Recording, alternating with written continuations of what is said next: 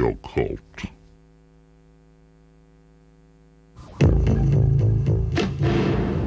And I walked into their bedroom wearing just a pair of black underwear after doing a ritual that night. And I shot them both in the head as they slept. And I remember feeling like someone had just picked this big rock up off my shoulders, like all the burdens of the world had been gone from me, like relief, you know? And I laughed, I giggled hysterically. I had sold my soul to the devil. And so I felt, and I was told, once you do that, that's it. I don't care if you want out or not, you can't get out.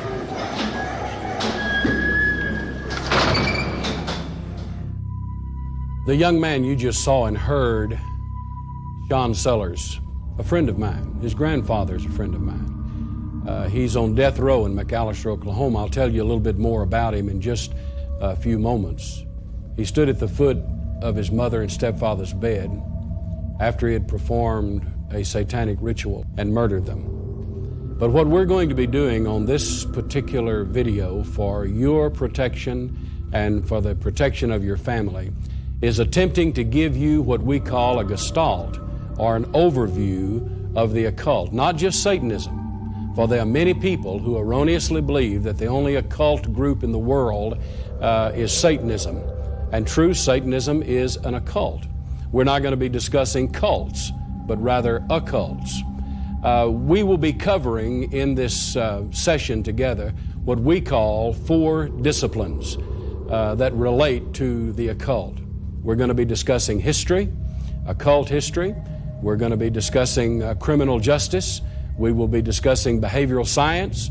Then we will bring into it the belief system of the theology of the occult. Now, I'm not going to stop and tell you this is history or this is a belief system or this is behavioral science. You will recognize it when it comes up on the screen and as we go through the video and go through our presentation. But it's very important when you begin to talk about or learn about the occult to get an overview.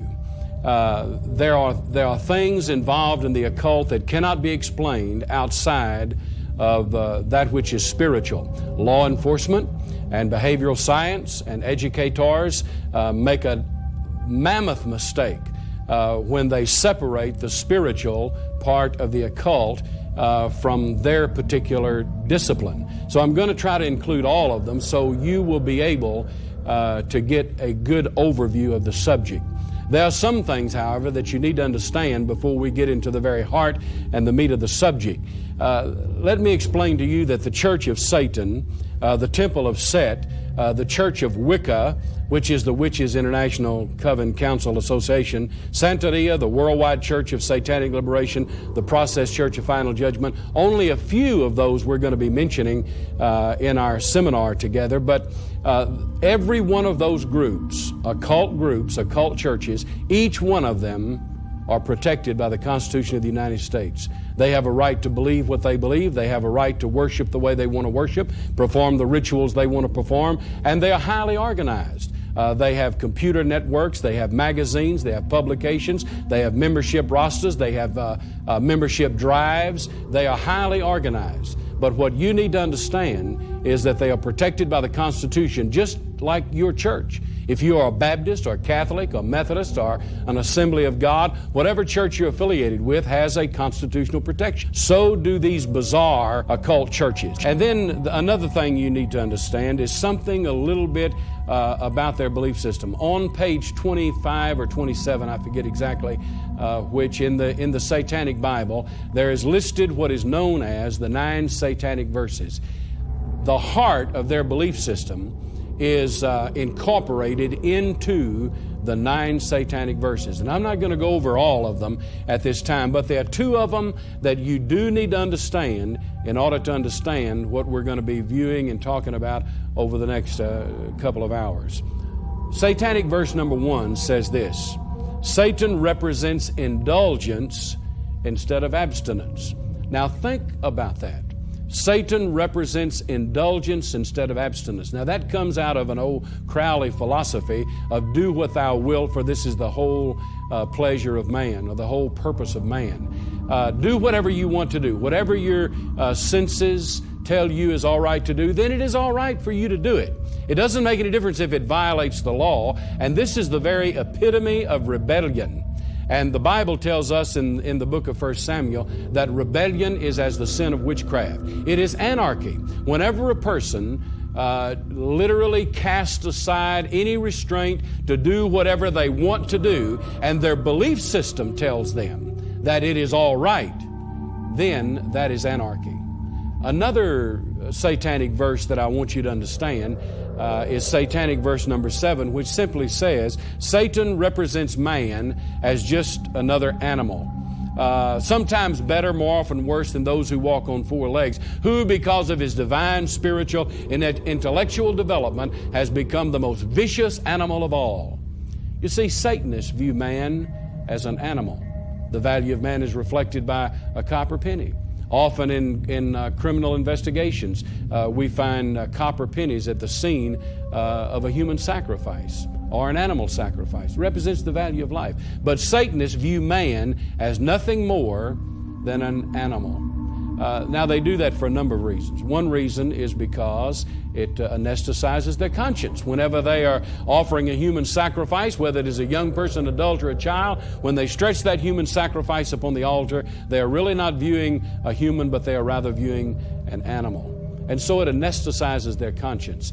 They also believe that man is an animal because they reflect in their levels of authority within the church of Satan animal heads. The larger the animal head, the larger the animal, then the more power they possess within their belief system.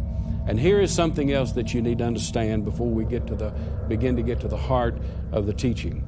Satanist cult and occult groups do not care whether you believe they exist or not. You see, the truth is, they believe they exist. They know they exist. And they would rather you not even know they exist or know they are functioning so freely in our society. They know they exist. And that is the dangerous part about the occult. Now, as we get into this teaching, what we have is a seminar on occult awareness. I am not interested in the seminar panicking anybody. It is not a panic seminar or panic teaching. It is a teaching on awareness. You need to be aware that these groups exist. You need to be aware of their belief system, where they're coming from, in order to be able to understand exactly why they do what they do when they do it.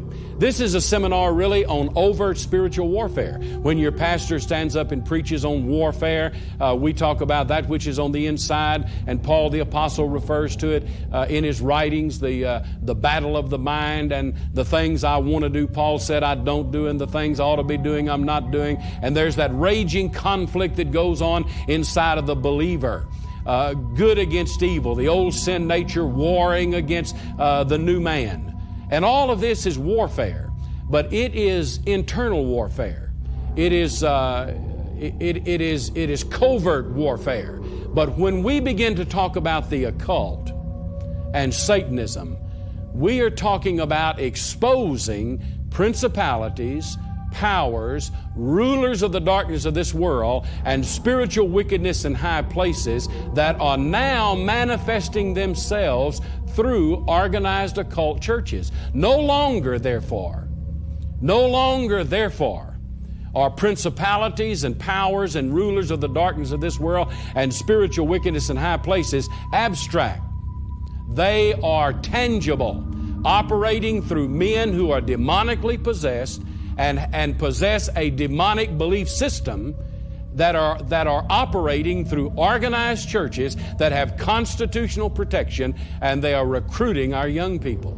The seminar objectives are to exalt the Savior, because Jesus is Lord. Whether you make Him Lord or not, He is Lord.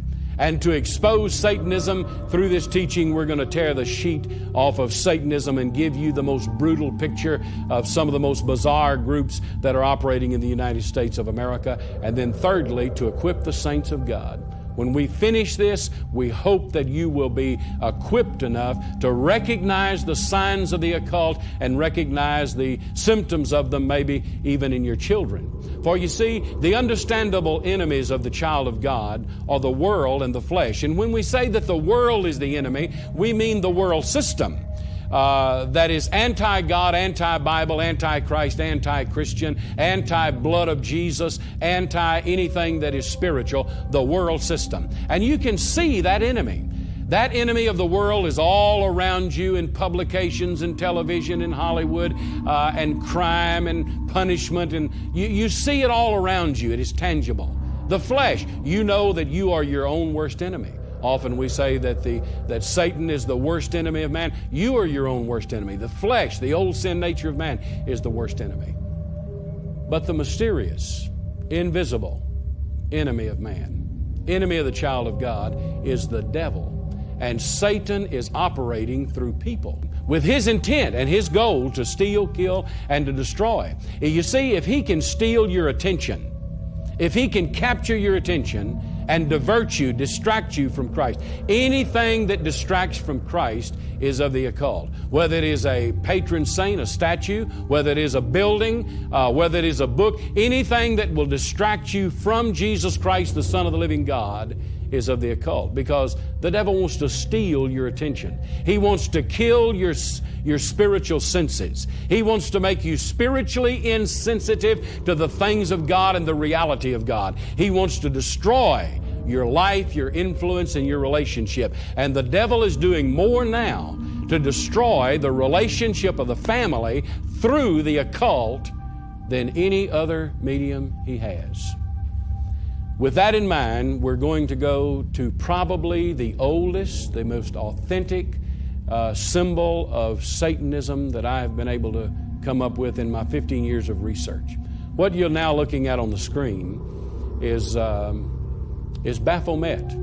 or the horned hunter, as it is called. You will observe that this drawing has the body of both a man and a woman. It has the head of a goat, the wings of an angel. There is a black crescent moon. There is a white crescent moon. The figure has cloven hooves and is actually seated between heaven and earth, as if to rule both heaven and earth. But what we want to focus on in this particular symbol, because all of the drawing has symbolic meaning, but what we want to focus on is the goat head. Some people have asked me, Paul, why don't the Satanists use a serpent as their symbol? Because the Bible says in the Old Testament that a serpent beguiled Eve, because in the New Testament Christ is known as the Lamb of God who takes away the sins of the world, and therefore the opposite of the lamb is the goat. So they actually use the goat head as a symbol of their religion. What you're looking at now happens to be a real, authentic satanic priest in a graveyard performing a satanic ritual. That happens to be grave dirt. This was taken, by the way, with a law enforcement surveillance camera, and this priest is wearing a papier-mâché goat head and has on his hands papier-mâché cloven hooves. Interesting. When I was doing a seminar over in Louisiana, a lady came to me during our break, halfway through our seminar, who had seen this slide that I'd shown. And she was panicky, wanted to know where in the world I came up with that slide. And I asked her why she wanted to know. And she said because she had moved to Louisiana from Florida. She was a third-generation Satanist. Her grandparents and her parents were Satanists, and she was raised in a satanic setting as a generational Satanist.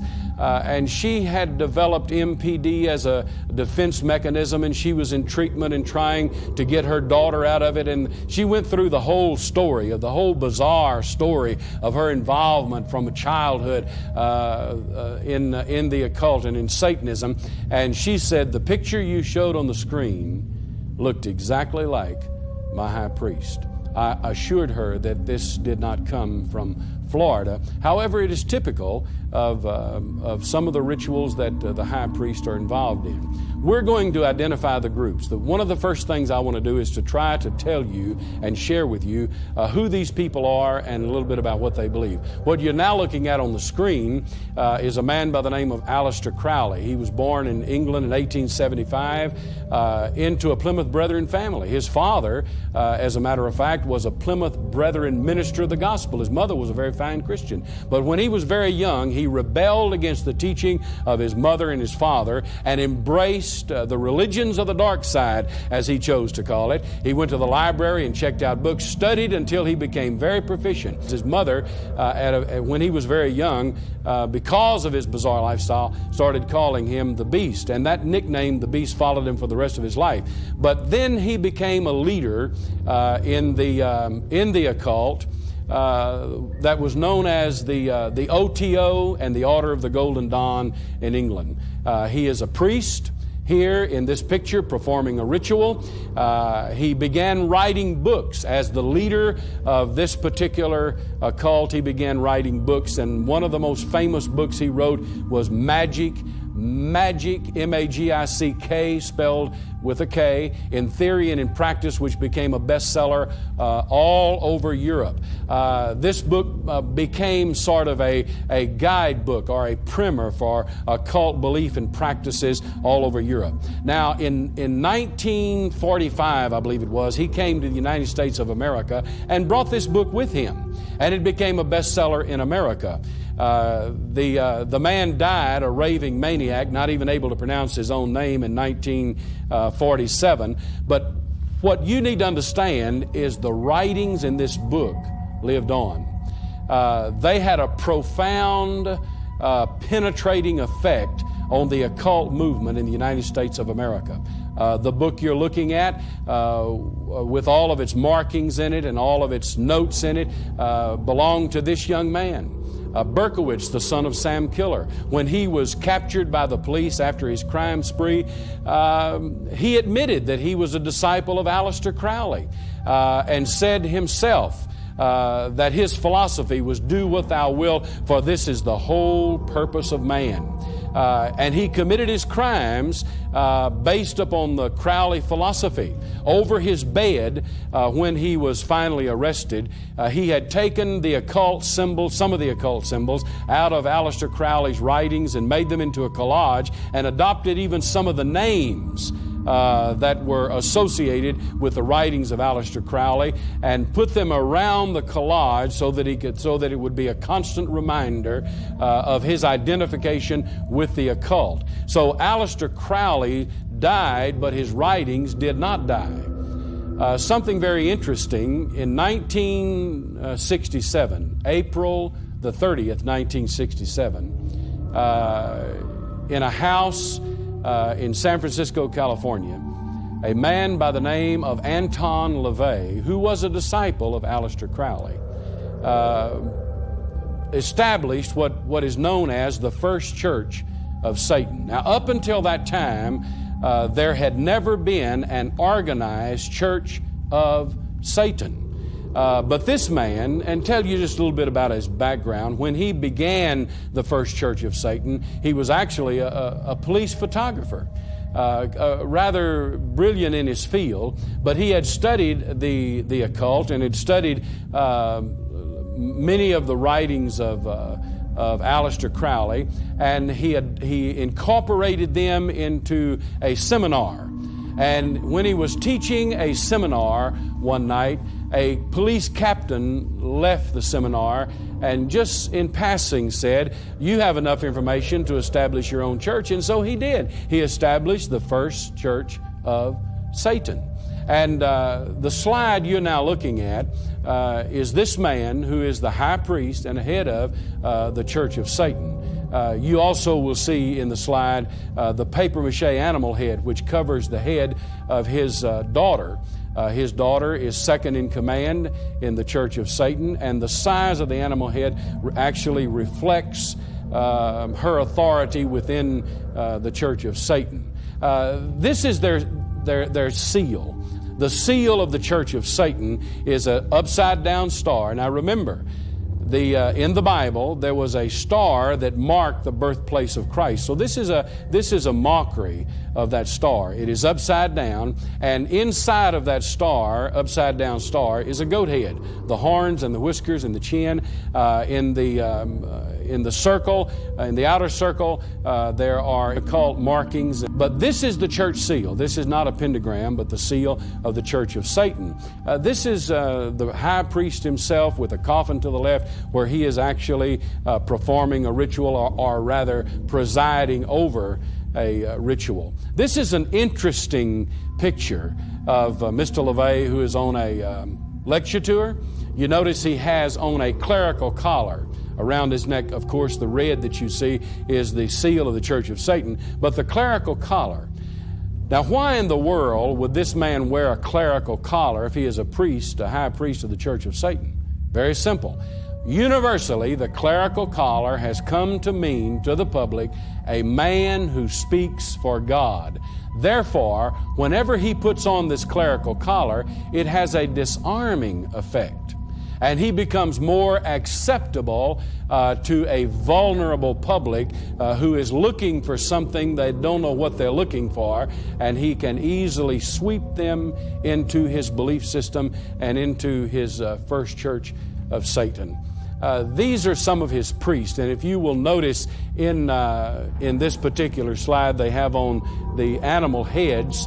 But what you might not immediately notice are their knuckles. They're turned under so that their hands actually look like cloven hooves, because they believe, now remember, they believe man is nothing more than an animal, sometimes better, more often worse than those who walk on four legs. But because of man's spiritual and intellectual development, he has become the most vicious animal of all. But these papier-mâché animal heads actually reflect the level of authority within the Church of Satan.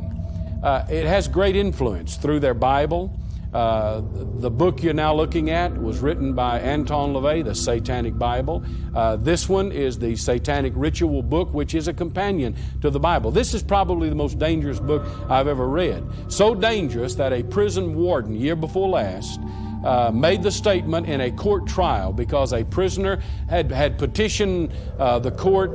The warden would not allow the prisoner to establish a church of Satan within the prison, and he petitioned the court, and the warden had to go to trial. And before the warden went to trial, brilliant man, before the warden went to trial, he went out and bought a copy of this book and read it. And he said in the trial, and it's in the transcript, it is the most dangerous book I've ever read. And anyone who reads it and believes it will rape, murder, rob, steal without conscience, and without conscience. And vengeance will be the disposition of his lifestyle. A very dangerous book. But we find this many times at an occult-related crime scene, especially among young people.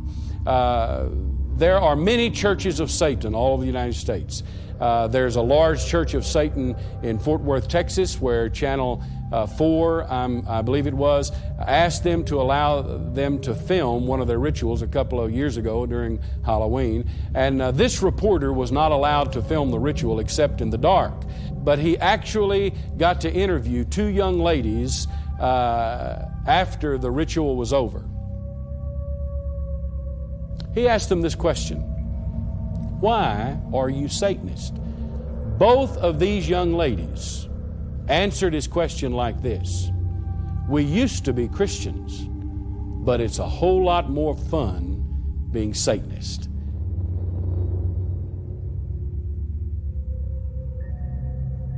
Now that it reflects the satanic verse number 1. Satan represents indulgence instead of abstinence.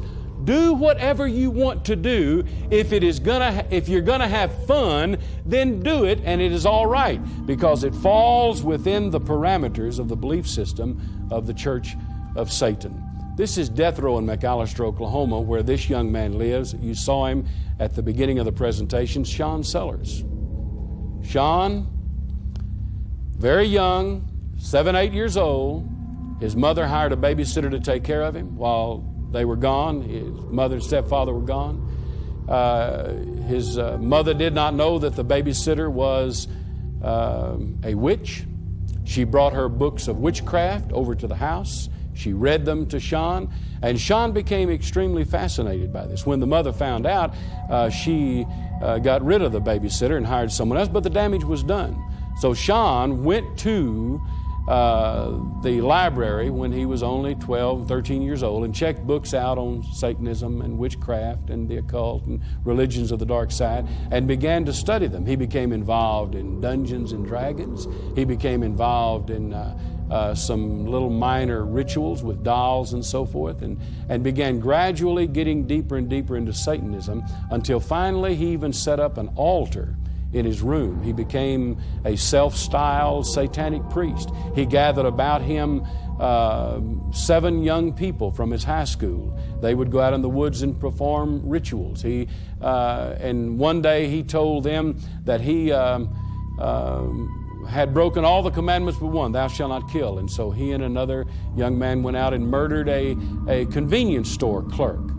And in doing that, he said, now I am free, I am free, I am free.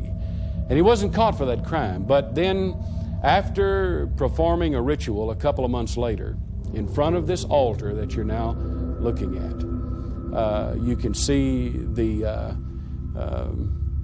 goblet out of which he drank blood. You can see the candles that he burned. He went into a trance after the ritual.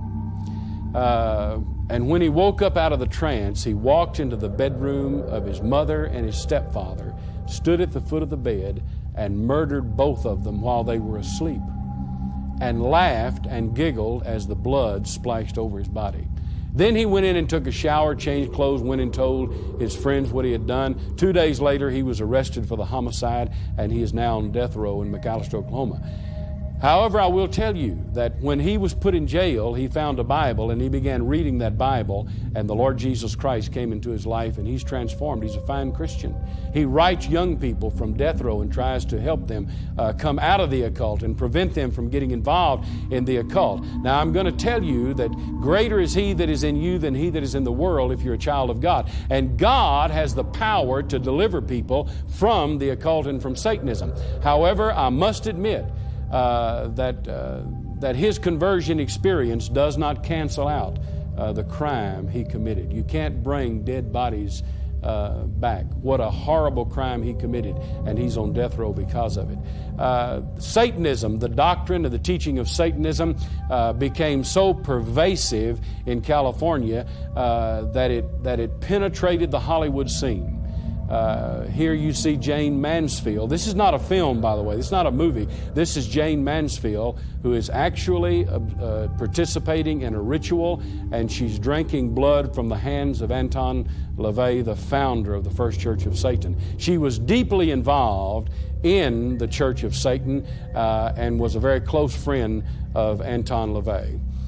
This is Dr. Michael Aquino you're now looking at. Aquino, I say doctor, he has a PhD, a very brilliant man. He's also a retired colonel from the military, Colonel Aquino. While he was in the military, his area of expertise was mind control. And many of those of us who are involved in criminal justice believe that the crimes of the 90s are going to be mind control crimes. But this man was a member of the Church of Satan. He and LaVey were very close friends, but they had a disagreement over the purity of rituals and some of the other realities of Satan. And he broke away and formed another church called the Temple of Set. It appeals to academia.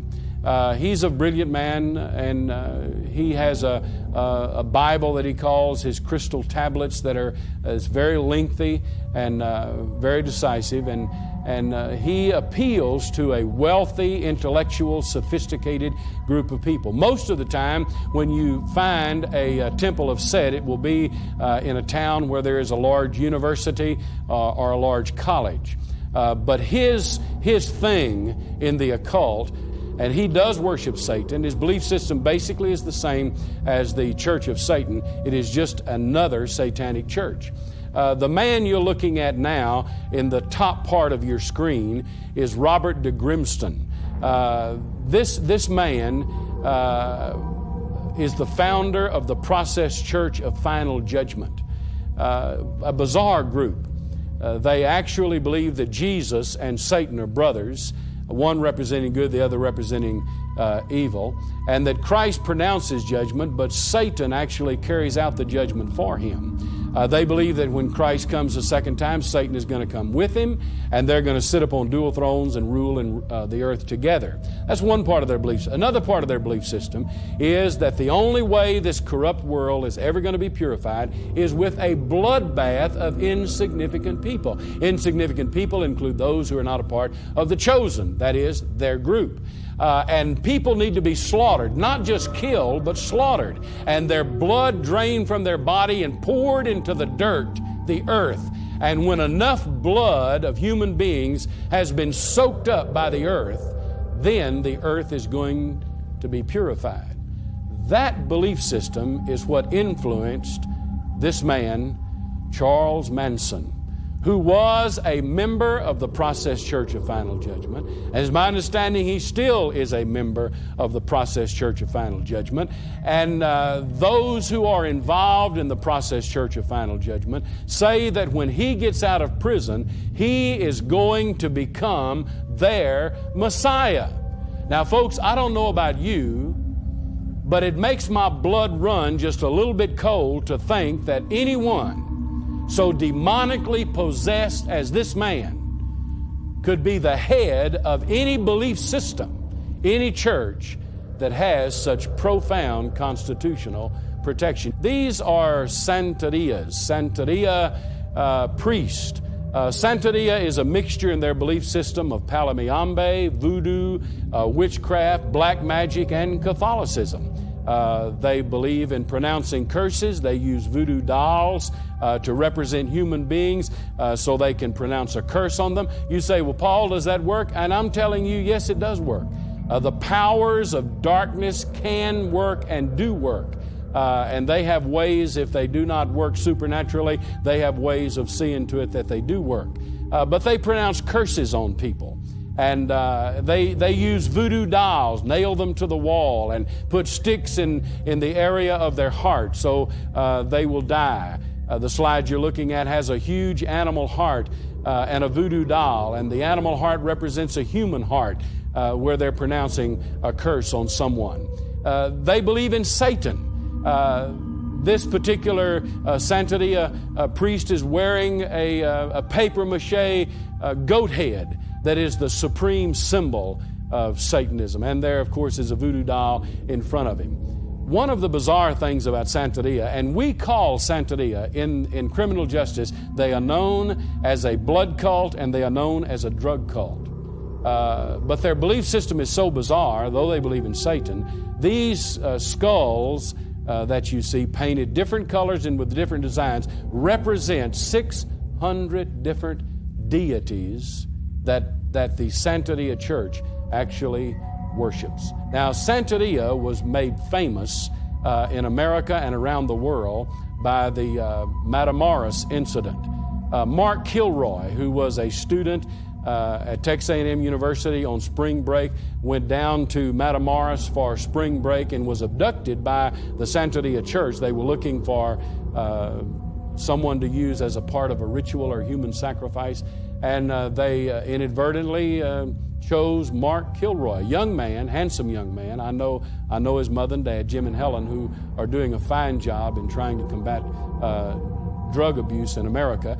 But this young man was taken by the Santeria Church, disappeared, could not be found, and finally law enforcement did a noble job of finding him in this building.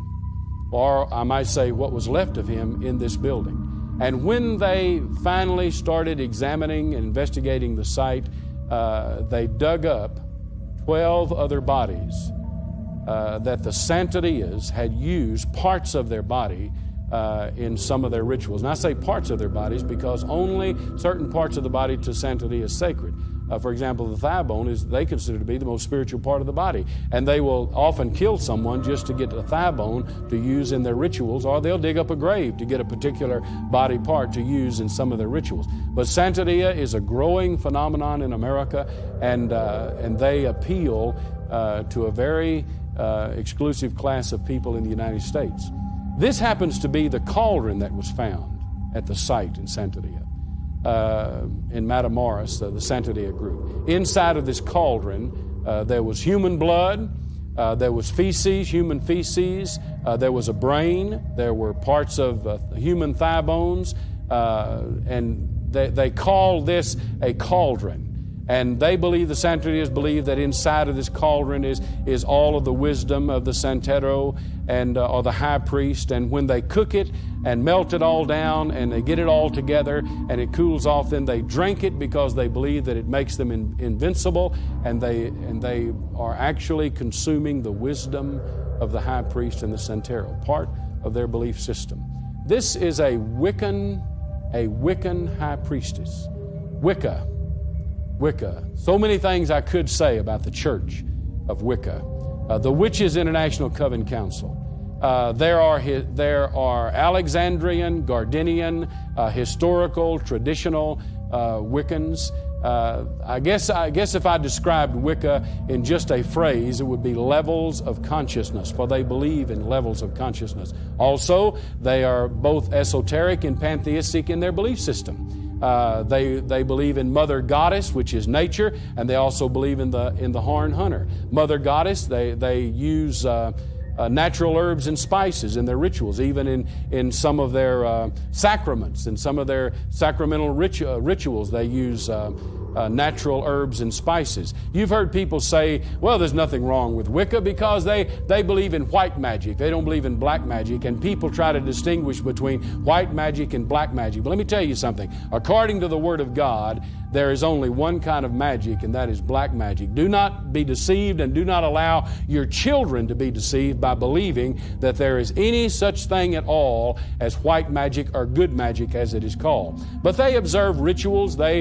Sometimes they will do rituals, what we call sky-clad, with no clothes. Sometimes they will have on some clothes or no clothes. But in any case, at the end of a ritual, they will hold a sacrificial dagger high in their hand that has the Horned Hunter that I showed you at the beginning of the series, that has the Horned Hunter carved on the handle, and they make a pledge to Mother Goddess in the name of the Horned Hunter. So this is also one of the growing occult groups in the United States of America. These are actually Druids. Druids are probably the second oldest form of Satanism in the whole world. They also meet once a year at Stonehenge, where they have their very bizarre rituals. This is a very elite and sophisticated group, and a very secret group. Many of the members of this group are law enforcement people and politicians and business people of great wealth. This is a very sophisticated group that you hear very little about.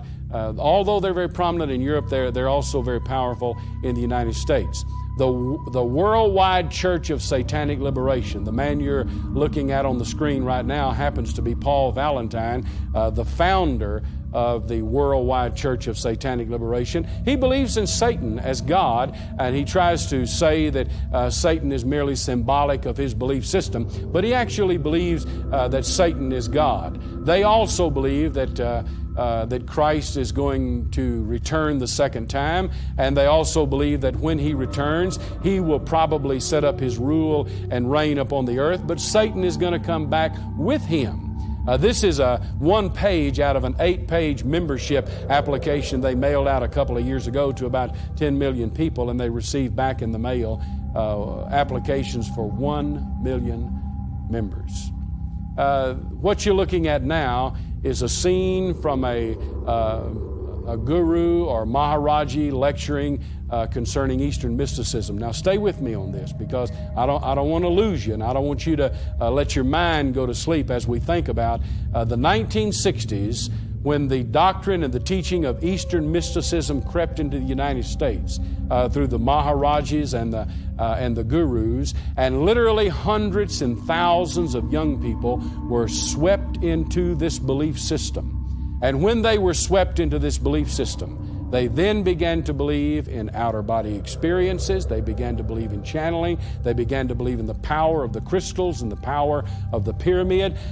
They began to believe very strongly in what is known as the New World Order. You remember in the 60s the Hare Krishna. Krishna is a Sanskrit word for God. Avatar is actually the Sanskrit word, avatar, which means a trinity or a deity. And Krishna was one of these Eastern mystic gods that was incarnate in the flesh.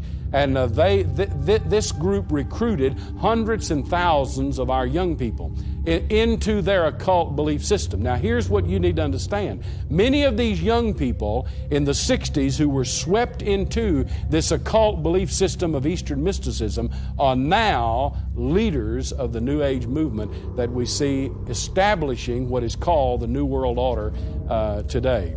This is a flaming goat head, which is a symbol of neo-paganism.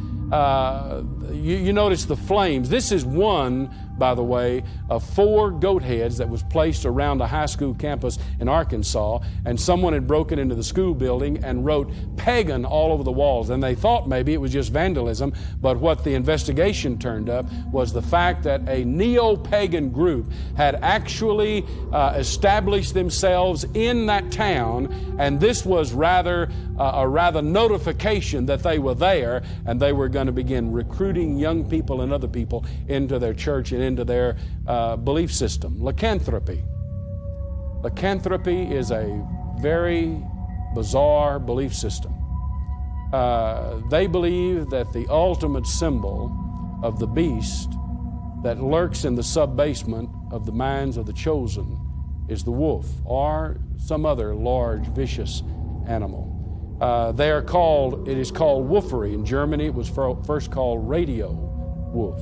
Now, what you're looking at on the screen now is a symbol of what they believe. They believe that man can turn into a wolf or can turn into a beast. That is why sometimes in some of the occult-related crimes that I've been associated with in the investigation, children have been eaten. Because they believe the person that committed the crime believed that he was an animal, and therefore he consumed the young people. Now, this is a transformation, lycanthropic transformation. But what I want you to see and understand more than anything else is that the symbol of lycanthropy happens to be the teeth. And anytime you see teeth that is reflected in a poster, or even if it is in an album cover, like the one Ozzy Osbourne has. Teeth reflect a belief system in lycanthropy or wolfery. And there are a number of wolfery clubs all over the United States that young people become involved in. And their belief system is rather bizarre, and their behavior is often very criminal and damaging. Adolf Hitler, according to all of the occult history that I've been able to research, was fascinated by the occult. He studied the occult, or religions of the dark side, in Vienna for 3 years. And this symbol that was called the swastika actually is one of the oldest occult symbols in the world. Adolf Hitler stood in front of what is known historically as the Sword of Destiny, and made a pledge. It's the sword that supposedly pierced the side of Christ, and whoever possessed the sword would rule the world. And he stood in front of that sword and made a pledge and took an oath to Satan. This is before he returned to Germany and established the Third Reich and the SS. The SS that was worn on the sleeve of the German SS, that also is an occult symbol. And it is a fact that Adolf Hitler and those who were second and third and high in ranking command in the Third Reich would go up into the mountains once a month, and sometimes more often than that, but once a month, and become involved in an occult ritual. It is not ironic, it is not an accident that Adolf Hitler committed suicide on April the 30th, which is one of the highest holy days in the Church of Satan in an occult belief system. Drugs and the occult. Noriega, arrested by the government and was recently put on trial for drug peddling. And I show you this simply to emphasize the fact that you cannot separate drugs from the occult. I have met many druggies who were not involved in the occult, but I've never met anyone involved in the occult who's not involved in drugs. They go hand in hand. You cannot separate the two. When Noriega was arrested, they wondered what in the world, the arresting officers wondered what in the world this rather unusual scene was. Well, it's the Santeria altar. The Santeria emblems and patron saints were present. In the closet where Noriega was sleeping was a huge picture of Adolf Hitler with the books of Hitler's belief system underneath the picture. In his pocket were 3 patron saints. And then after Noriega, and he did experience a conversion. One of my friends, evangelist from Longview, Texas, went to Miami and led him to Christ in his jail cell. After he was led to Christ and did a story, and it was released in I believe the UP or AP picked the story up. In the middle of the story, it said Noriega was a member of the Santeria Church. He was involved in the occult. You cannot separate drugs and the occult. And we're going to get into that just a little bit later. But folks, I'll tell you honestly, the reason I do this type of a seminar and provide you with this type of information is because they want our kids. All of these groups want our children and our grandchildren. The younger the body, the purer the blood, the more righteous the sacrifice as far as they're concerned. They want our children. They want your grandchildren. And what you're seeing on the screen during this seminar is designed to help protect you and to protect your children.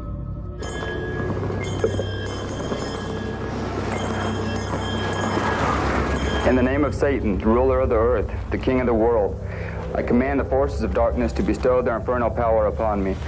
Open wide the gates of hell. In Pasadena, Texas, Gloria Satania Nasatanata is about to give herself to the devil.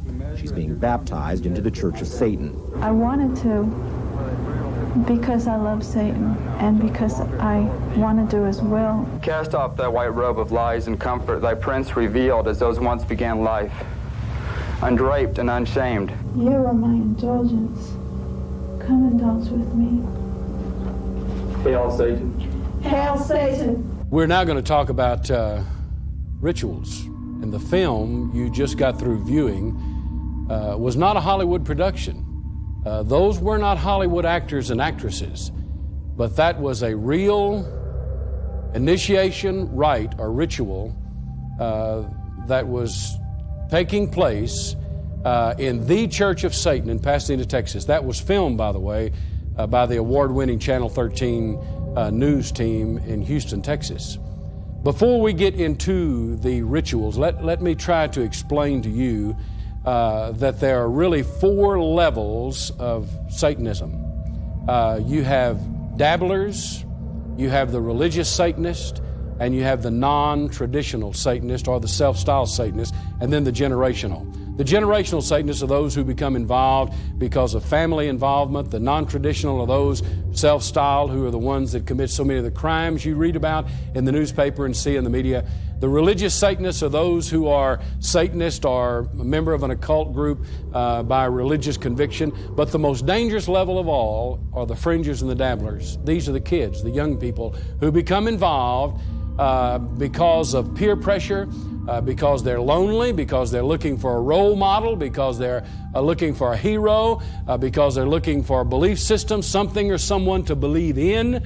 And so they become involved. And the rituals that are performed within these occult groups are performed for a purpose. Matter of fact, they have a 3-fold purpose. Number 1, it is to promote the craft. Number 2, it is to protect the secrets. And number 3, it is to perpetuate the belief system. So when we're talking about the rituals that are being performed, and there are different kinds, when we talk about them, then you'll understand that they are to promote, protect, and to perpetuate the belief system. A few minutes ago, I talked about the reporter from Channel 4 who was able to film the Church of Satan in Fort Worth, but he had to do so in the dark. Well, the film that you are now, the slide rather, that you are now viewing is from that film. What you're seeing is a young man in the left-hand corner who's just a shadow of a figure. But he has on a white robe and a red sash, and there are the larger shadows that you see to the right that you're now viewing are the adults. They're standing inside of what we call, or what they call, a 9-foot circle, which is a magic circle. They hold a knife to the young man or the initiant's throat, and they ask the question, how do you enter the circle? He says, in love and faith and agreement. Then he steps on the inside of the circle, and then the initiation ritual begins. It can be any one of a number of initiation rituals that take place, because there's not just one ritual, there are any number of them. So whichever one they select is the one that they will be using in that incident. But the important thing is to understand the significance of what they call the magic circle, the 9-foot circle. There are some people who have the idea that those involved in the occult are a bunch of weirdos and a bunch of freaks. But that's not so. There are a lot of people involved in the occult and Church of Satan who are lawyers and doctors and nurses, and those involved in the occult who are involved in law enforcement. Like the people you're now viewing on the screen, a doctor, a lawyer, a nurse, people of intelligence, and yet they become involved in these bizarre religious belief systems and actually participate in their rituals that are designed to perpetuate and promote their craft. This is a ritual that is being performed by a Wiccan high priestess. She holds a dagger in her hand. There is a man, a member of the church, male member of the church, who is kneeling in front of her, holding fruit in their hand. And this is about to become what you and I in the Judeo-Christian ethic would call a sacrament, a sacramental type ritual. There are young people who become involved generationally. They are born into Satanism, and in this particular scene, here is a young person who was raised in a Church of Satan. Mother and dad were Satanists, and now this is a generational initiation rite in the Church of Satan. They perform weddings, they perform funerals, and they have some very sophisticated and very bizarre sex rituals that they are involved in. Many of their rituals are done in the nude. What you're looking at right now happens to be a ritual that is being performed by a group of Satanists who have adopted some of the Egyptian or Eastern mysticism belief system. They have adopted it into their belief system, and they're kneeling in front of an altar, reading out of a ritual book, preparing to observe some type of an occult ritual. Whenever a very sophisticated ritual is performed, like the one you're looking at on the screen now, there are 2 circles, which reflects sophistication. The 5-pointed upside-down star. There will be a candle placed on each corner of each point of the star. The initiant will stretch himself out, spread eagle in the middle of the star. And if you will observe carefully, his body is spread eagle so that his arms and his legs and his head actually form the shape of that star. In doing so, his body then becomes an altar. The members of the occult group of the Church of Satan will stand around the outside of the circle and sprinkle blood, throw blood on his body, and it will be both animal and human blood.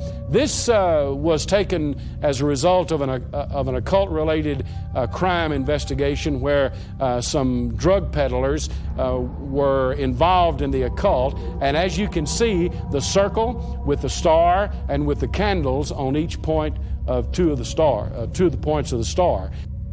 This is they indulge in sex rituals in the nude that are very bizarre, but probably one of the most unusual rituals is done in a graveyard, often by young people. This is an initiant, a young person being initiated into a church. Shrouded in white, quarters over the eyes are sealed with wax, the mouth is sealed with wax, the ears are sealed with wax. The grave is dug up, the coffin is opened, the initiate then is lowered inside of the coffin with whoever is there. They draw a circle around the outside of the grave and perform their ritual, and then they bring the person, the initiate, out of the grave, take the wax off of the eyes, which symbolically says, I'll only see what Satan wants me to see. The wax out of the ears, which says, I will only hear what Satan wants me to hear. The wax off of the mouth, which symbolically says, I will only speak what Satan wants me to speak. That level of commitment to Satan and that level of commitment to the church of Satan is something that you and I as children of God ought to envy as a level of commitment for our young people to the Lord Jesus Christ. This is, by the way, a ritual that is also known as the new birth. In the Santeria Church, nothing is symbolic. They believe in real blood, real human sacrifice. This is the initiation rite of a member of the Santeria Church. A chicken is killed, a young initiant's head is shaved, and the blood of the chicken is poured over the head of the young man. This is an initiation rite of a priest in the Santeria Church.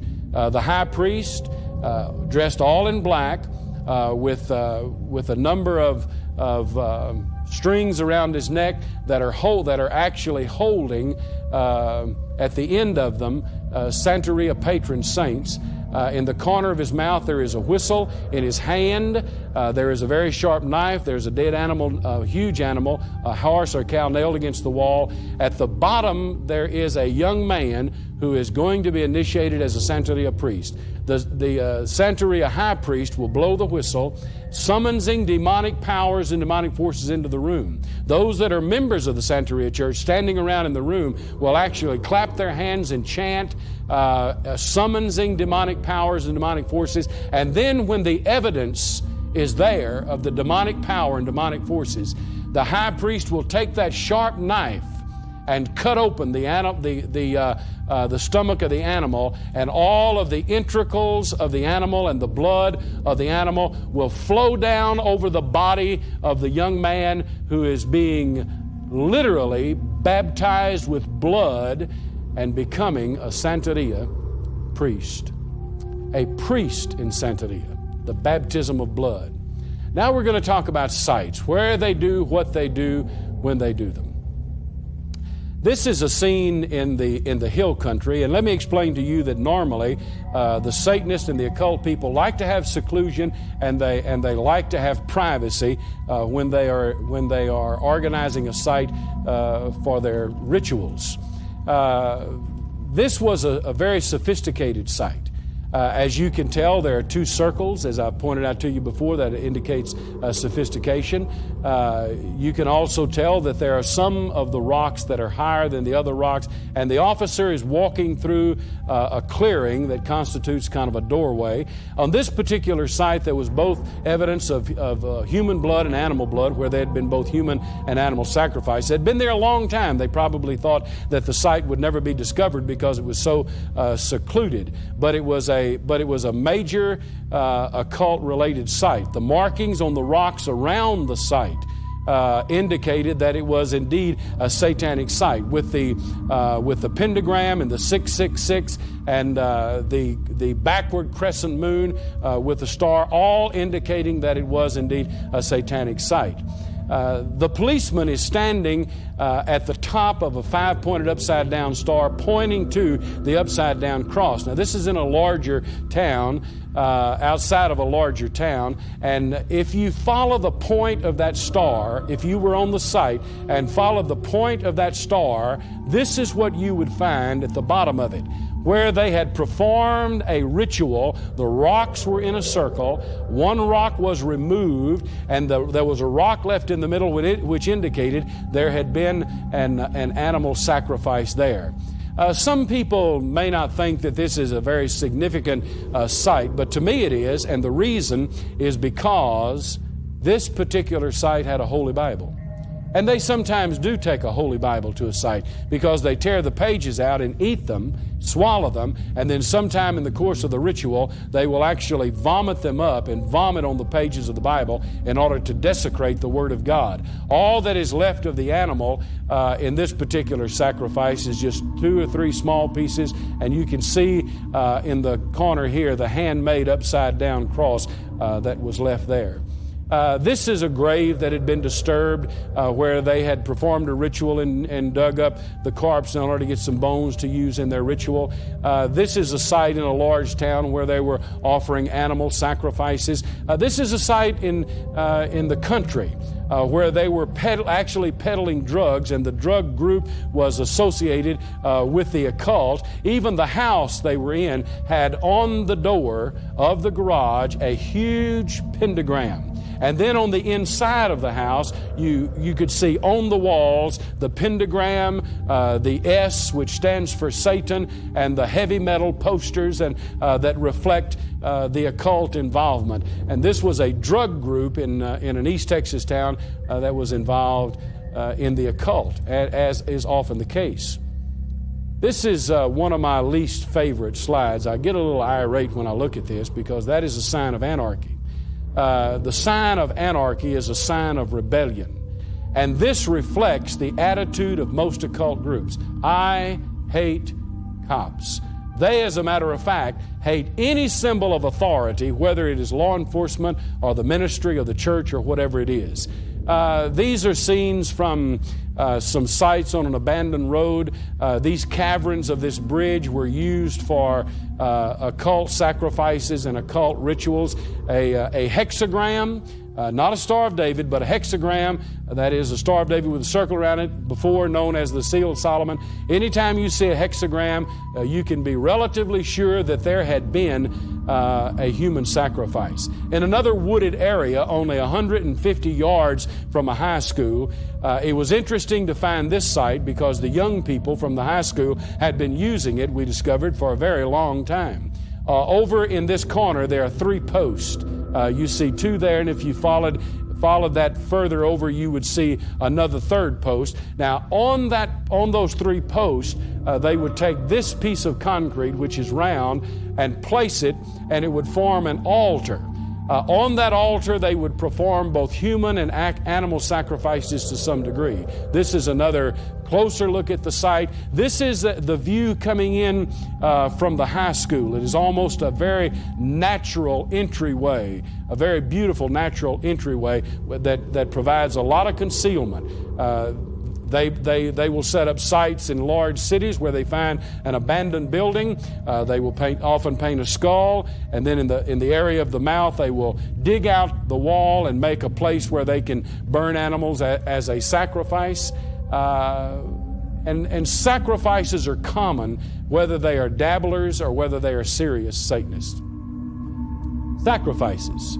We're going to talk about sacrifice. I've used the term several times, and I'm going to quickly run through some of these sacrifices. What you're looking at now, the couple of police officers who are investigating what we call a Santeria package. The Santeria package consists of small animals that have been killed, or a small animal that has been killed, wrapped in another animal's skin into a ball. If a person becomes a threat to a Santeria church or a Santeria group, they will place this as a death notice on their porch or in their car or somewhere in their house so they can see it, maybe in a locker at school. So if you see something like this, it is not so bizarre that it does not have meaning. To the Santerias, it means that it is actually a death notice. This is a cat that was used in a sacrifice. This is from an evidence file. They used all of the inside of the cat. On this particular one, they only used the tail of the cat. In this particular one, they actually extracted the heart from the cat and used only the heart in their ritual. This is all that is left of a cat. They used all the entrails, plus they drained the blood from the animal. And they often only drain blood. In this scene, this crime scene, only the blood was drained from this small animal and used in the sacrifice. This is a larger animal. You notice the animals are getting larger. They used all of the entrails plus drained the blood. This is all that is left of a calf that was used in a ritual. And you will observe in this one where they had actually extracted the heart, taken the heart, surgically removed the heart. And this is all that is left of a pig that was used, where they had actually surgically removed the heart. And this is all that is left of a very large German Shepherd dog that was used in a Santeria ritual. This happens to be a high priest. Would not allow his face to be photographed, but this is a high priest wearing a red robe. Red robe equals black mass. Black mass equals a human sacrifice. In his hand there is a sacrificial dagger. At the bottom there is actually the cauldron out of which he drinks blood. This is the sacrificial dagger. You notice there's a copper penny. Copper penny represents the value of life to the Satanist and most occult groups. What you are now viewing is not a Hollywood scene. This is a real ritual that is performed by an occult group in California that believe they found the secret to life and the secret to death by eating the dead. This is a very bizarre, a very cold-blooded ritual. But it is happening. Scenes like this are happening all over the United States of America. And it's doing a great deal of damage, not only physical damage, but it's doing a great deal of mental and emotional damage. And I'm going to get into that and the emotional damage that is done to these young people a little bit later. But these are some of the sacrificial rituals and rites that some of these bizarre groups go through, and they bond them to their leader. After having viewed something as bizarre as you've just seen, parents often ask me the question, how in the world do young people get involved, and why in the world would they ever want to get involved in anything so heinous as what we've just seen? I'm going to talk to you now about what we call hooks and attractions. How do young people get involved? Where do they get the information? And why in the world would they ever become involved in things like this? Before I give you the hooks and attractions as we understand them, let me just first tell you that every cult and occult group operates in three ways. This is their method of operation. Method of operation of cult to cult. All of them are the same. They were the same in the Bible. They're the same now. They've never changed. First of all, they use manipulation. Secondly, intimidation. And thirdly, the manipulation and intimidation is designed to arrive and intended to arrive at domination. First of all, they manipulate. Now, what I'm going to show you in just a few moments are those elements that are built into recruiting and rituals that are for the purpose of manipulating young people. Young people often are emotionally starved. They're neglected by their family. They're looking for identity. They're hungry for acceptance. They want to be a part of something. They need a hero. They need someone to look up to. And so all of these things I'm getting ready to go into are what we call tools of manipulation for the cult and the occult. Now, another interesting thing is that they use, after they manipulate them into the system, then they use what we call intimidation. They intimidate them through the rituals and through their participation in rituals. Sometimes they take pictures of them. If they want out, if it gets a little too far out for them, if they're getting more than they bargained for and they want out, for instance, maybe the leader will say, you're going to have to become involved in necrophilia, which is sex with the dead. And often they perform rituals that involve the dead. So they say, you're going to have to go to the graveyard. We're going to become involved in a necrophilia ritual. And the young people back up and say, no, not me. I'm not going that far. Then they'll pull out the photographs or the pictures they've taken with a video camera and show them to the kids and say, would you like for me to give these to your parents or to the police or some other authority figures? And they intimidate them by saying, we'll turn this over to the authorities. Or they say, I'm going to kill your mother, your dad, your brother, your sister. That they will intimidate them in some way into staying in the occult group. After they do that, they arrive at what we call the third level in the shackle of occult involvement, and that is domination. But first of all, there is manipulation. Now, I'm going to give you the 8 elements that the occult uses. Initially, I'm going to just give them to you. Then we're going to refer to them briefly, that the occult uses in their recruiting and in their manipulation. There are 8 of them. Heavy metal music, videos, fantasy role-playing games, comic books, sex, power that is reflected by symbols of power, cartoons, and drugs. First of all, there's heavy metal music, and I am going to tell you that heavy metal music is probably the most effective tool the occult has ever used in recruiting young people and to get their message across. Now, I know some of you say, well, wait a minute, you are merely bad-rapping heavy metal music. Not only heavy metal music, but death metal music, which is a coming phenomenon among young people today.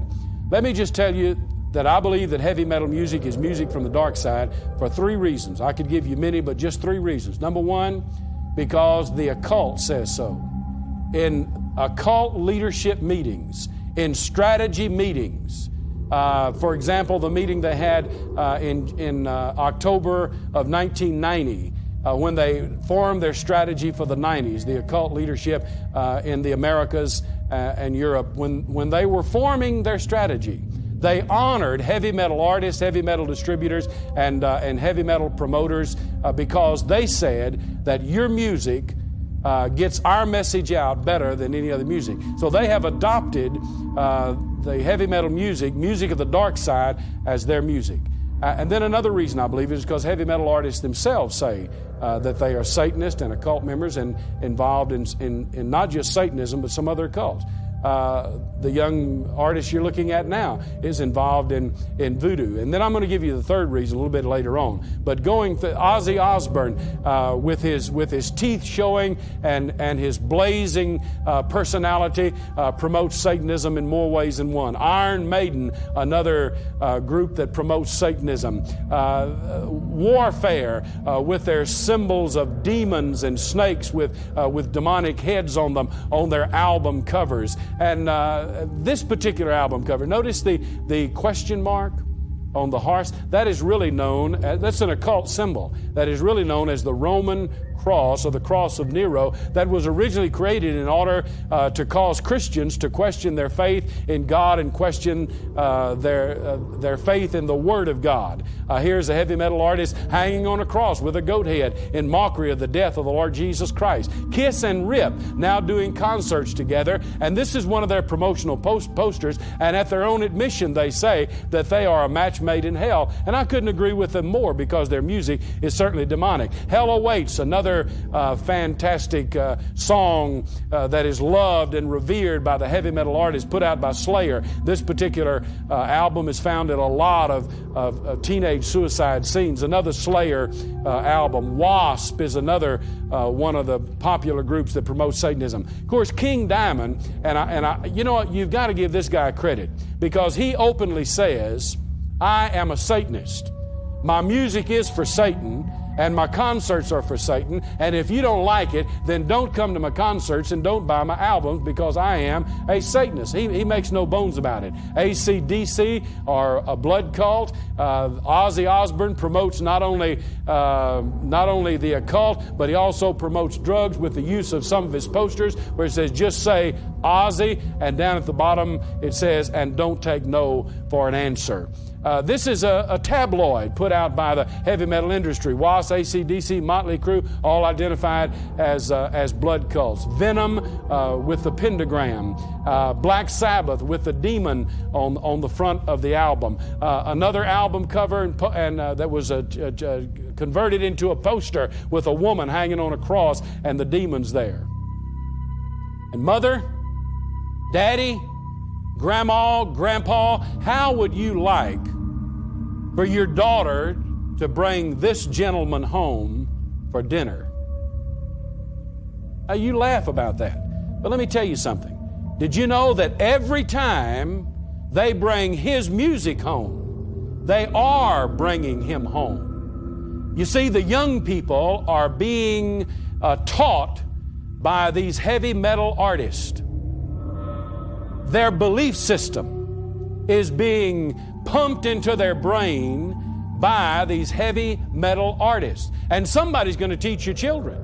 And this is who you're allowing to teach your children. This is who they're listening to. Diary of a Madman with the upside down cross, Ozzy Osbourne. But what is rock music really and truly saying? This is my third reason. There is a very popular organization that is secular, and it is not a Christian organization. It is not a bunch of Bible-thumping fundamentalists who holler and scream, but there is an organization known as the Parents Music Resource Center, secular organization. They paid a great deal of money to have psychiatrists and psychologists research heavy metal lyrics. Here are some lyrics, for example, the title of which is Kill Yourself. Kill yourself. And when you get all the way down to the chorus, it says, kill yourself, kill yourself, kill yourself, kill yourself, kill yourself. Now, I'm going to admit to you that if an emotionally stable young person listens to that, they're not going to run out and commit suicide. However, a lot of young people are not emotionally stable. When they are having problems and they listen to music like this, then they end up committing suicide. And this is what the Parents Music Resource Center was saying. And as a result of the study that was done by the Parents Resource Center, there were 5 conclusions drawn by the secular psychiatrists and psychologists. Now, these 5 secular psychiatrists said heavy metal music reflects, number 1, the abuse of drugs and alcohol. Number 2, encourages suicide. Number 3, it has graphic violence. Number 4, heavy metal music has a fascination with the occult. And number 5, it has a sexuality that is graphic and explicit. I agree with them 100%. Listen to the sights and the sounds of this particular heavy metal song about a human sacrifice.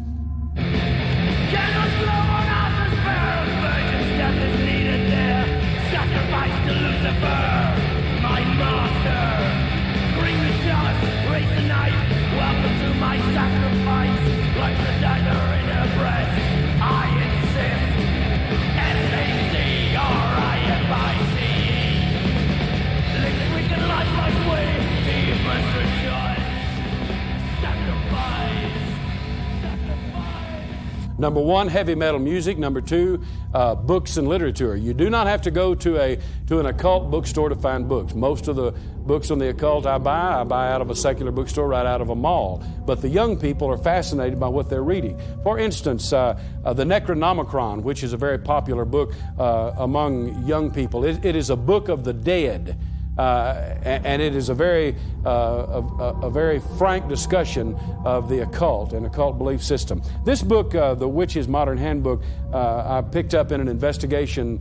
Actually, it was a marijuana investigation in our county.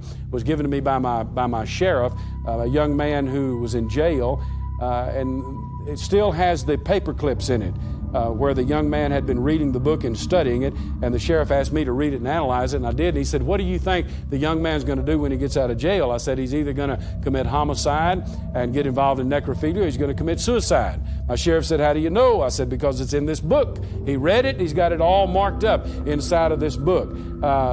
This is a book about magic spells. This is these are just numbers and numbers of occult books that young people buy and adults buy when they go into these regular bookstores. Now, folks, I am not talking about occult bookstores. Here's a complete book on witchcraft. I'm not talking about occult bookstores. I'm talking about bookstores in the mall. But when they read these books and when they see these books, they find out how to perform the rituals and how to become involved in the occult.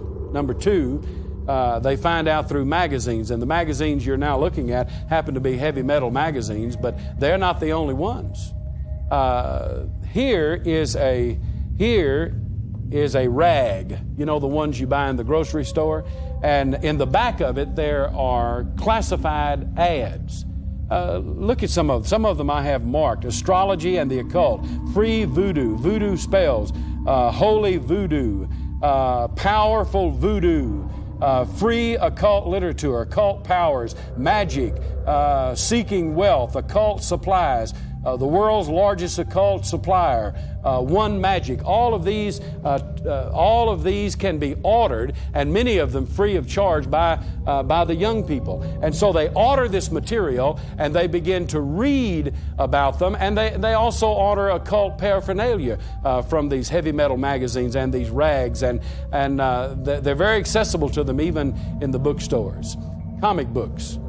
The comic book that you are now looking at, I bought in a drugstore in Lufkin, Texas. I was leaving because I love hamburgers, and they serve good hamburgers in that drugstore. And I had been talking to some folks and having a meeting in there and eating a hamburger. And we went out, and there were a group of young people, kids actually, standing around a rack reading comic books. I said, I want to see what they're reading. So I went over, and what I'm about to show you are the comic books these children were reading. Children. Some of them sitting on the floor. Here's one that has a young person tied down in the middle of a pentagram, and the other young people offering that young person as a sacrifice. On the inside of the magazine, there is a woman hanging on a cross. Her body has been beaten, and this is what the kids were reading. Here's another one they were reading. A man sitting at a table, and on the plate in front of him are two children, two babies tied together, and he's getting ready to eat them. Don't show you the inside, because on the inside he does eat them. In this comic book they were reading, not only does it promote Satanism, but it also promotes nudity or pornography and the use of drugs. They make no bones about it. And I'll tell you something else, folks. It is an insult to your intelligence to think that anyone who looks like this can have 6 movies made about him and be accepted by the public. It should be an insult to your intelligence and my intelligence. But the comic books are a fascinating way and a very subtle way for the occult to get their message out to the children and the young people. Dungeons and Dragons, fantasy role-playing games, another popular tool of the Satanists to get their message out. They emphasize occult worship. They emphasize occult methods. They emphasize suicide, murder, violence, all of these things. Another very accessible method for young people learning about the occult happens to be videos that you can rent in just about any video store. The Believers that you're looking at right here was required viewing for the Santeria occult group down in Matamoros. But these that are so easily rentable at video stores and at convenience stores all over the country, young people actually view them and learn how to perform rituals and learn how to believe the things that the occult people are attempting to teach them. Then they learn from the Ouija board and from tarot cards and fortune tellers. And you say, well, that's only a game. No, I'll tell you the story about that Ouija board in just a moment. And then from the sinister and the very deceptive cartoons that your children are watching. You need to be careful what your children watch in the form of cartoons on television. According to some, you can no longer have your child watch cartoons without having them exposed to demons, wizards, spells, spirits, magic, and other occult practices. Experts in the area believe that many cartoon shows produced today are just mini introduction courses into the occult, and many hundreds of thousands of kids are being conditioned right in their own living rooms. Drugs are another hook. They offer the kids, the young people, all the drugs they want. And the kids living in the moral climate that we're in, they freely and willingly accept the drugs because of peer pressure and because also it's an acceptable part of their belief system. Sex. They offer them sex. All the sex you want. In this particular investigation, they had a sex room set up where the young people would go in and have any kind of sex they want. She, he, me, we, us, them, they. Any kind of sex you want. You can have all of it you want and no one's going to object to it because that's part of the belief system and the lifestyle. And then power, the promise of power that is reflected by the occult symbols. And there are so many of them. They wear them on their clothing. They have them on their books at school. They have them hanging on the wall of their house. But the kids are surrounded by these symbols that represent power because they want power. And so many people have the idea that just because they're wearing these cute little symbols that they don't really mean anything. But let me tell you about these symbols. They were not there just by accident. They were not created just as a marketing tool or just a marketing product. All of these bizarre symbols that these people are wearing in the form of jewelry and on their uniform, did you know that they actually attract demonic power? That's what they're designed to do. You put them on your body, and demonic power is attracted to you through these symbols of power, these occult symbols. This young lady right here, incidentally, has on a bracelet with the pentagram, which is a powerful attraction for demonic powers and demonic forces. They wear them around their neck. This is one of the more popular and they think one of the more beautiful occult symbols, but it attracts demonic power and demonic forces. A 666, which is people know as a mark of the beast, but it is not always used just as a satanic mark. Sometimes it is actually used in graffiti to show where a particular church, a cult or satanic church, is going to meet. The House of Satan, a very popular group of young people all over the United States, use it as a sign to show where they're going to be meeting when they have their rituals. The graffiti is used everywhere. This particular wall that you're now looking at was in Midlothian, Texas, or I should say outside Midlothian, Texas. Remember the Ouija board I showed you a while ago? Well, it was at the bottom of this wall. And let me tell you just a quick story. There was a drug ring in Midlothian, Texas. The police chief did not have an undercover agent, so a young police officer volunteered to infiltrate the high school to find out where the drugs were coming from. But he found out that it was not only a drug ring, but it was also a young satanic church comprised of young people. He infiltrated it. He knew it was there, and the leader of the church finally found out one day, a couple of months later, that he was an undercover agent. He went to the leader of the group went to the house out in the country where this wall is and asked the Ouija board what to do. Now, folks, listen. Believe it or not, the Ouija board told him to kill the police officer. It spelled out K-I-L-L. K-I-L-L. And when it spelled out K-I-L-L, the young man said, "How?" And it spelled out shoot.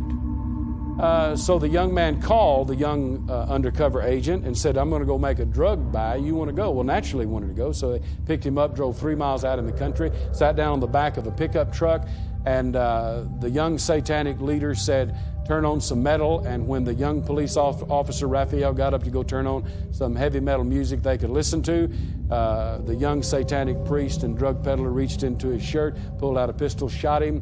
When he hit the ground, he shot him again. I want to ask you a question. Does that look like a satanic priest, young man who killed this police officer? His instructions came from Satan. What you have to understand is that that in the occult, they operate 80% in the spiritual and 20% in the physical. You and I in the Judeo-Christian ethic operate 20% in the spiritual and 80% in the physical. This police officer would have been alive had it been just a normal drug operation. Sometimes when I'm dealing with parents and the issue of the occult, I tell them if you have a son or a daughter who has a sign on their door that says, "Keep out, private turf, don't come in my room, this is my room, you're not welcome," take that sign off and go in the room and find out what's there. First of all, they don't have the right to tell you that. That is your room.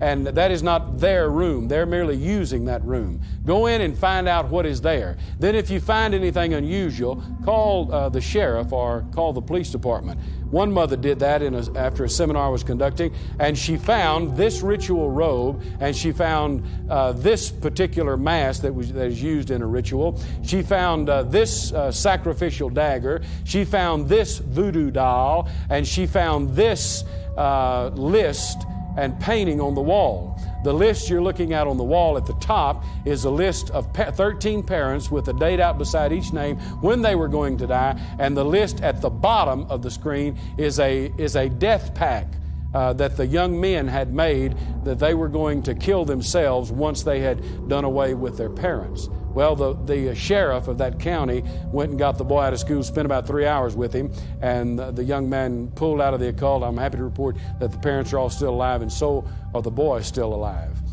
We're now going to be talking about occult-related ritualistic crimes, that is, crimes that are committed in the name of Satan all over the United States of America. Police officers are going to special training schools trying to find out how to intelligently and discerningly investigate occult-related ritualistic crime, which is a relatively new field as far as investigators are concerned, criminal justice is concerned. I receive letters in my office from professionals all over the United States asking for help, asking for our publications. I receive phone calls from detectives discussing with me their occult-related homicides or abuse cases.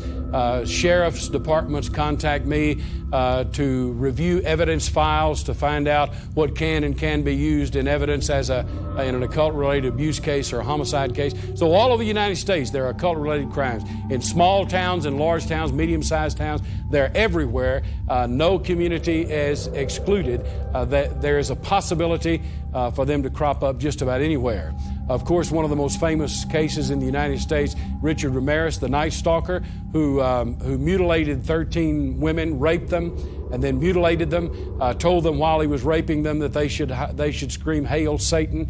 When he was found guilty at his trial, he had the pentagram tattooed in his hand, walked out of the courtroom holding his hand up saying, "Hail Satan." Pete Rowland, the young man on the right, another one who was, as a teenager, involved in Satanism with many of his friends, became involved in rituals, first of all, with small animals. Then, after about a year, went out in the woods and became involved in human sacrifices. They took one of their own group and put him on the ground and beat him to death with baseball bats while he was screaming and hollering, blood flying everywhere, screaming and hollering, "I love Satan, I love Satan." Henry Lee Lucas, whom I know, I have an oil painting in my office done by Henry Lee Lucas, very famous. First of all, there are some law enforcement agencies that said he committed 316 homicides. I personally don't think he did. One guy said he only committed 100. And I said, well, we probably ought to let him out of jail then if he only committed 100. But there are a lot of mysterious things about this guy. And I was just being facetious, by the way. But there are a lot of mysterious things about this guy. But there's one thing for sure we know. He was a member of a group out of Florida, organized group out of Florida, known as the Hand of Death. The high priest of this training school for death is known as the Hand of Satan. And the group is called the Hand of Death. He was trained there. We know that he was involved in kidnappings and selling children across the border. And he, at his own admission, knew about Matamoros before Matamoros ever existed.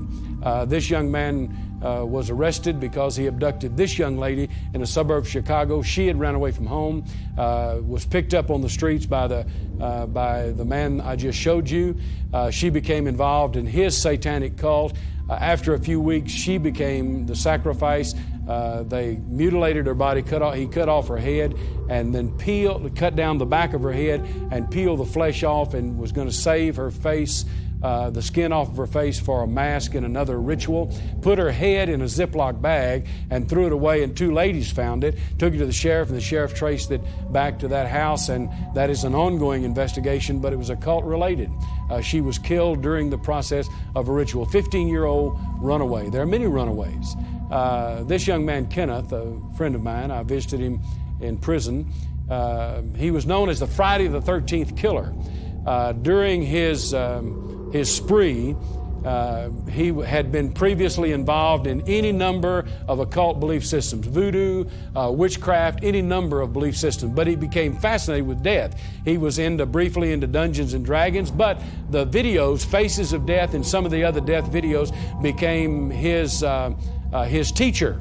And he was fascinated with death. Finally, on Friday the 13th, a couple of years ago, he made a list of people he was going to kill. He took the first young man out to a house in the country and killed him in a ritual. And then he went to the home of the high school principal, and the high school principal would not open the door at 2 o'clock in the morning, and he shot through the door and almost killed the principal of the high school as a part of his Friday the 13th crime spree. And the principal of the high school did survive, and he was transferred from the panhandle town, one of the panhandle towns in Texas, into a school in East Texas, and he is still principal there. And I've talked with him, visited with him personally, as I have visited with the young man who is doing life in prison for committing the crime. But it was all done because of his fascination with death after having become involved in the occult. This is a church, Colonial Hills Baptist Church in Tyler, Texas, where some Satanists broke in, desecrated the Word of God, desecrated the Bible, and then removed the sacrament table and performed a ritual. And after they got through performing the ritual, they actually burned the church down. This is a letter from the pastor testifying that it was indeed an occult-related incident where the occult not only performed the ritual but burned the church. Did $1 million worth of damage to the church. I'm talking about occult-related crimes. Psychiatric hospitals set up treatment units for Satanists, young people who become involved. No young person can become involved without being hurt emotionally and spiritually. The negative belief system promotes a negative behavior, negative personality. Therapists and medical specialists all over the country are actually going to seminars to learn how to treat what is now called satanic ritual abuse. There are many books written on the subject. There are many studies that have been done, and that has a very bizarre effect on the children who become victims. This is a drawing from a young lady who was taken to a play therapist. Let me quickly tell you the story. Her mother and dad got a divorce, and her mother and dad separated, living apart. Her dad got visitation rights. When her dad would come pick her up on the weekends, she would come home from the weekend visit disturbed, not able to sleep at night, having problems, and finally the mother took her to a psychiatrist, and the psychiatrist suggested they go to a play therapist. The play therapist is a professional who will allow you to draw the child to draw pictures, and they draw out of the child what's wrong through the pictures. These are some of the pictures. I have the whole case study on it, but you'll notice in this picture there is a third eye. The occult teaches that everyone has a third eye through which light enters. But you notice the teeth. In all of these drawings that the little girl did, there were teeth, the presence of teeth. There is a man putting a child on an altar. At the top there is a fire, and over here there's a man putting a little girl's feet in the fire. There's another drawing with the presence of teeth, and then back to the first drawing quickly. This is what the play therapist found out. She asked the child one day after several weeks of therapy, "Well, what do you do when you go visit Daddy?" She said, "We go to church, but not like Mama's church." "What are they doing in this drawing?" the therapist said. "They're putting my friend's feet in the fire." "Did they ever put your feet in the fire?" "No." "What are they doing here?" "They're tying my friend to the table." "Did they ever tie you to the table?" "No." "Well, what do they do to you, Sandy?" And Sandy stood up, put both of her hands over her private, and said, "They bite me down here. They chew on me down here." This evidence was taken to the district attorney. The district attorney arrested the father, found out he was a member of a wolfery group or lycanthropy group. Visitation rights were suspended. The father, incidentally, got probation and had to go into treatment. This was about 2 years ago. About 3 or 4 months ago, I got a call from the aunt. The father was out of therapy and visitation rights had been restored. I think it's tragic, but nevertheless it's the truth. Cults that kill. This is actually what their motto is. If you find that your hands are still willing, then you can turn murder into art. This is a child who was offered as a human sacrifice. Notice how the body is cut up. Here the coroner is holding the child, and if you will observe, there are even hunks of flesh that have been cut out of the body of the child. The coroner said it took 6 hours for the child to die. The reason, because those involved in the group wanted to receive life force from the child. This is a baby. You'll notice bruises all over the body of the baby. The mother is doing time in a Texas prison. The bruises that are all over the baby were explained by the perpetrator, the mother, by saying, in your Bible, and this was her rationale, your Bible says that it pleased the Father to bruise the Son. So we took a hammer and bruised our baby and offered him as a sacrifice to our God, Satan. The ultimate possibility, young people, parents, listen to me very carefully. The ultimate possibility is suicide. When young people become depressed and want a way out, Ozzy Osbourne says, it is okay, go right ahead and take your own life. That is a window of opportunity, a window of escape. But depression sets in. Young people don't know which way to turn. They have nothing to turn to. Therefore, they begin to die, and there is no way in the world you're able to bring these young people back to life. They commit suicide, take their own life. This young man you're looking at now joined a Satanic church, and his girlfriend wouldn't join, so he killed her and then killed himself. This young man became involved in an occult group somewhere in Arkansas. He could not handle it, so therefore he took a gun and killed himself. You'll notice the occult markings on his body with the backward question mark. Many things about the occult, all things about the occult is backwards. There's the upside down cross to him. A lot of the young people who become involved in the occult feel like there is no other way out. Some young people become involved in wolfery groups. They wear wolfery masks, which is, as I told you before, is a form of lycanthropy. And this is a very depressing experience that they go through.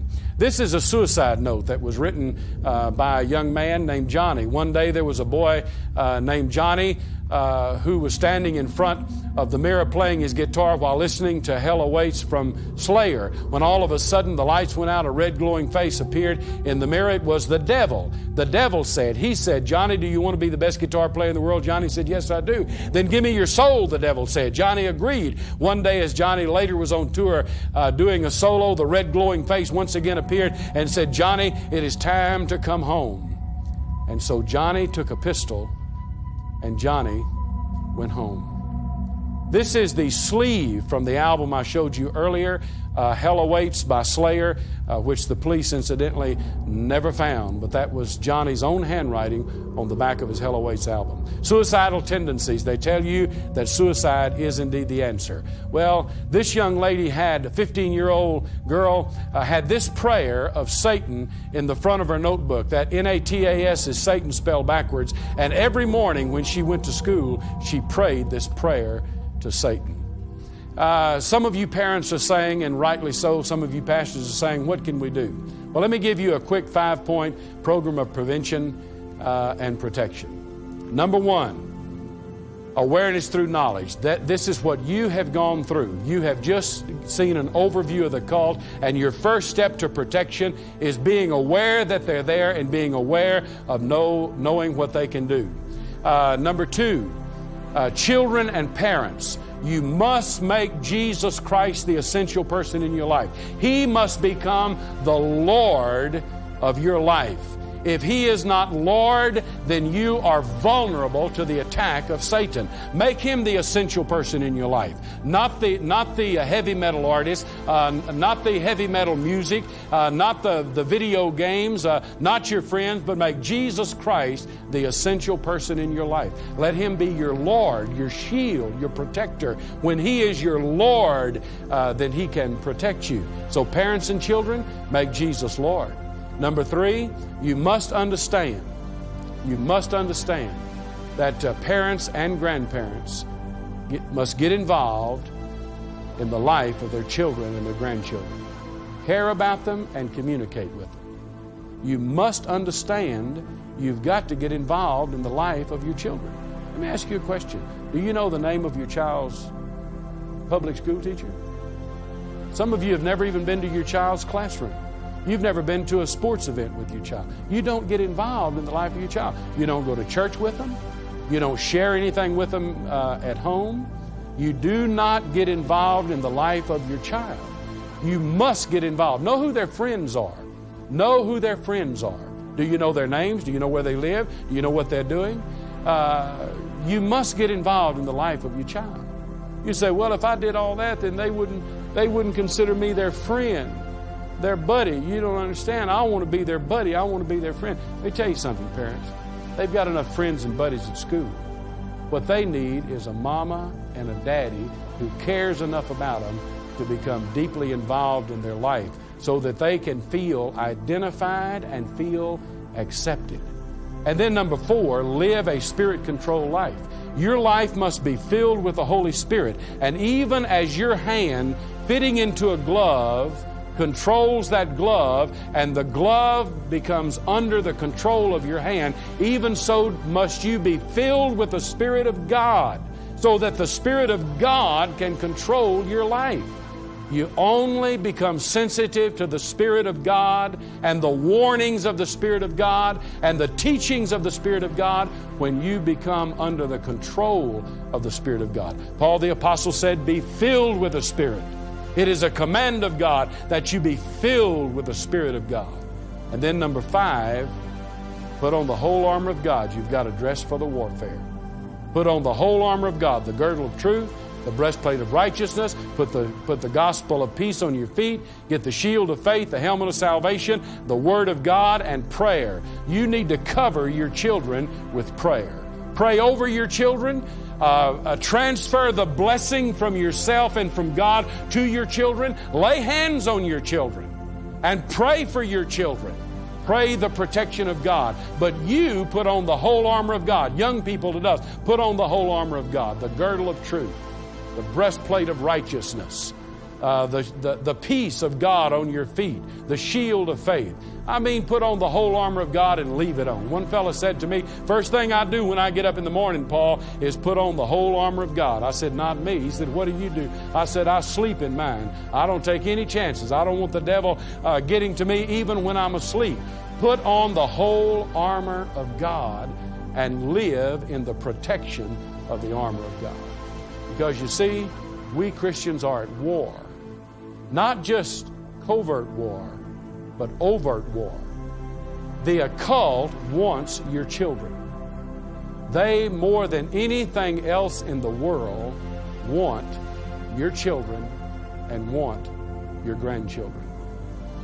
The five points of prevention and protection that I've just given you can become your shield and can become the protection of your family against the onslaught of the occult and the lure of the occult. Start now training your children to love God, to respect God, to be filled with the Spirit of God, to respect the man of God, to respect the Bible. Teach them to do that. Love your children. Let them feel wanted and accepted and needed. And my prayer is that this video has given you such an insight that you will be aware of the enemy and you will have protection from God as a result of it. May God bless you richly.